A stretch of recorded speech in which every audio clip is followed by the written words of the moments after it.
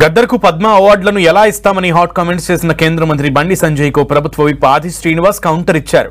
నక్సలైట్ భావజాలం ఉంటే అవార్డులు ఇవ్వరా అని ప్రశ్నించారు. గతంలో మావోయిస్టుల్లో పనిచేసిన వారికి టికెట్లు ఇస్తే తప్పులేదు గానీ అవార్డులు ఇస్తే తప్ప అంటూ కౌంటర్ ఇచ్చారు ఆది. అంతకుముందు గద్దర్కు అవార్డు అస్సలు ఇవ్వబోమని బండి సంజయ్ స్పష్టం చేశారు. సంజయ్ గారు ఎవరెవరికి ఏమొచ్చినాయి అంటే మీతో మాట్లాడితే ఓ రకము, మీతో మాట్లాడితే మరో రకంగా ఉండేటువంటి మాటలు సరైనది కాదు.